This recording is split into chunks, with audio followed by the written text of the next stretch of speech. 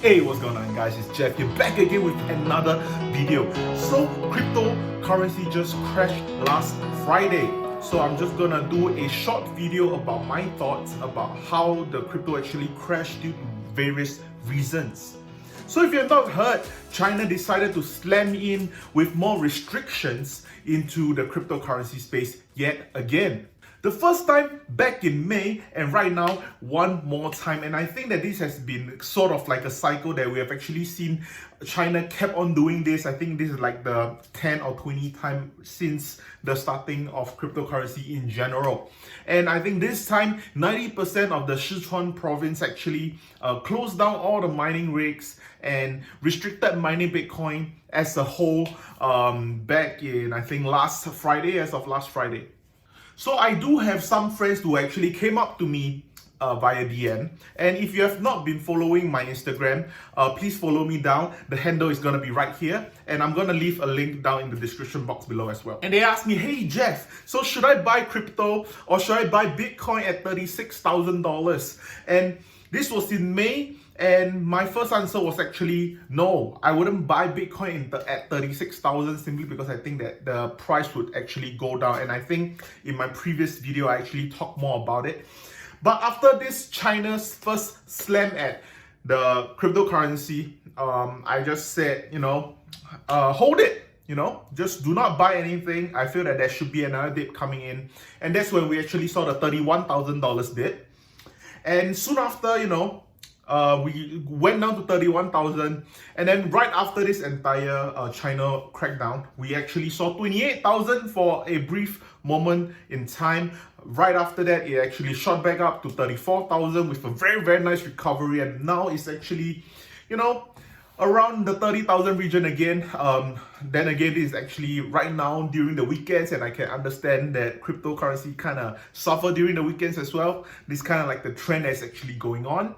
So yeah, I think that especially with various catalysts such as the El Salvador actually using Bitcoin as a legal tender actually helped to propel Bitcoin upwards to the 40,000 region for a period of time as well. I think that is a super boss move in my opinion, because I think simply for myself, I wouldn't really be using cryptocurrency to purchase stuff. I think that it's like using appreciating asset to buy things. And the stuff that you usually buy are often depreciating assets, and that's just very, very hard for me to get past. I can also see people hopefully getting into Bitcoin more of a currency in the future. But I think that if Bitcoin continues to ascend in this 5-year trend, I don't think people are going to use it to buy pizza anymore. Similar to how you don't really see people paying stuff using gold bars anymore, because the thing is that it's very hard for them to actually get past the fact that they are paying for depreciating asset or just disappearing assets, such as food, using appreciating assets such as gold. So when Kevin O'Leary actually talked about this in more details, he actually talked about how the Bitcoins that are being mined in China were labeled as blood coins. And I feel that his perspective on it is actually quite interesting for me, something that I've never really heard about it before. And with China's banning of mining of these so-called blood coins, I feel that this is starting to become an insanely bull run in my opinion. So previously, I used to think that Bitcoin's value would hit somewhere along the 100,000 to 120,000 region before setting back nicely to about an 80 to 100,000 after the whole dump from a maximum of $120,000. And I think that because as a stable coin, I can see them actually doing that, hitting about a $1.5 to $1.8 trillion market cap in the near future. And by near future, I do put like a far timeline where we are looking at 4 to 5 years or so. But yes, in short term, I can really see us reaching $1 trillion market cap again. And I think this would actually happen in the near 1 year or so. So when you have 70% of Bitcoins being mined from China alone, this opens up to a lot of different owners to Bitcoins outside of China by a huge margin.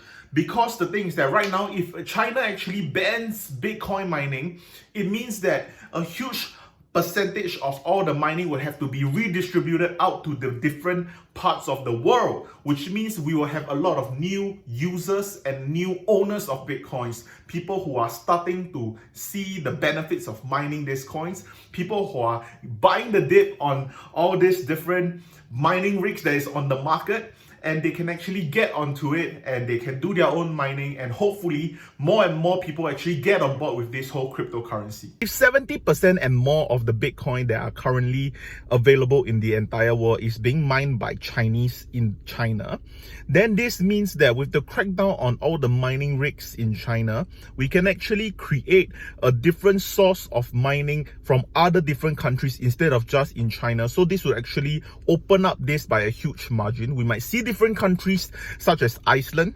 Georgia, Venezuela, Russia, even US start to get in on this mining.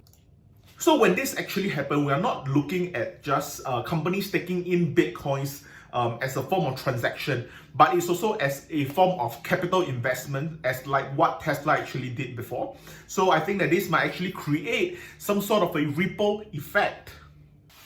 Because if China is actually taking up 70% of the Bitcoin mining in the world, and with Chinese company not as bullish in Bitcoin due to all the regulation and all the restriction that they see coming in the near future, they are not going to be adapting Bitcoin because they know that it might be a dead root by the end of it. So they just stay away from the coin in general. They just stay away from the entire asset class. They are suffocating the success rate of the said asset class, because the thing is that people are not able to get their hands on the coin.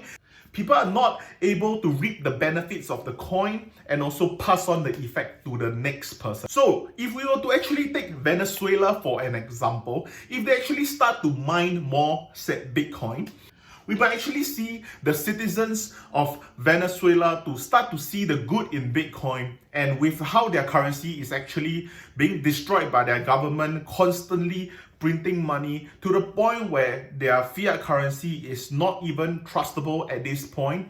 A lot of them are actually starting to adapt towards using USD instead of using their preferred form of fiat, which is, I think, this might be a good introduction of Bitcoin to a country, which would solve their problem to begin with. And they adapted US dollars instead of using the Bolivar, which is their currency in Venezuela. Because of the depreciating fiat currency, they replaced it with yet another depreciating currency, which is also the US dollar. However, the good that they saw in it was because US was definitely a more superior country in the economic sector, and also it is a fiat currency that would slow down in depreciation as compared to their own currency, and overall just a lot more trustworthy in their eyes. So I would believe that bigger companies or even citizens might actually start to adapt to Bitcoin, similar to how El Salvador did it. And with a mass adaptation to Bitcoin, I think that we might actually see the next ripple effect, which is other coins. If we read the charts around cryptocurrencies in general, we have always seen it move with Bitcoin as the support. So you have all your different coins such as your Ethereum, Ripple, Cardano, all of them actually move alongside with Bitcoin. And so when Bitcoin actually has such a huge hit, everyone else gets some of the residual damage. And when Bitcoins get a pump, everyone get a little bit of that goody tendies. This will create a ripple effect for other coins like Ethereum, which is a coin that I love. If you guys want to watch that video that I actually talked about it, I'll link it up in the annotation somewhere on the screen. And of course, Cardano, Ripple, and all the other stable coins, I feel that this will just make all the stable coins become way more interesting. And it only gets more interesting because the thing is that now, when people start to actually adapt towards cryptocurrency, people actually start to look into functions of all those said cryptocurrency. So it's not just going to be all those stable coins. They're actually going to look into functions.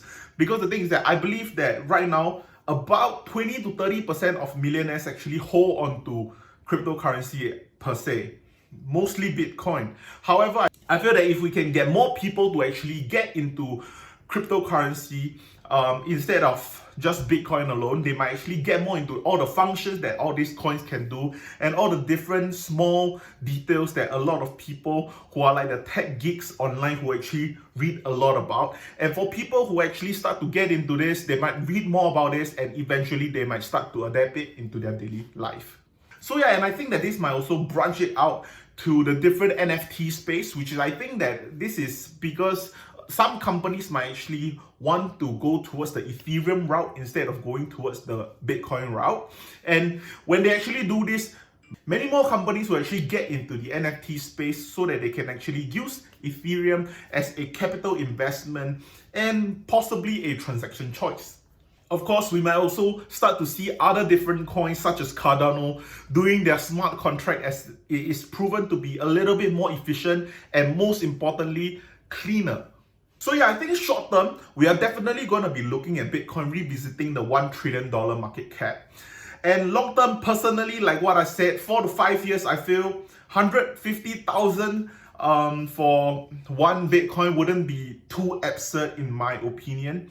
Unless I think that there would be a possibility that Ethereum actually takes over Bitcoin, which I think this is something that is inevitable. It's definitely going to happen, just not sure when. And I do not want to put a time period on this because I feel that this is something that is eventually going to happen. Just I really can't put a prediction on it because I feel that would be unfair for people to just wait for this to happen. And also, most importantly, I do want to put it in here because this is very, very important, because I do not want to be misunderstood as a crypto bull, simply because I actually talk a lot about this kind of crypto thesis. Because the thing is that as much as people think that I'm very, very bullish in cryptocurrency, currently I'm only 9% of my entire investment portfolio inside of cryptocurrency. However, in my stocks portfolio, I do have multiple stocks such as Marathon and also Riot, which kind of links to companies that is being intertwined with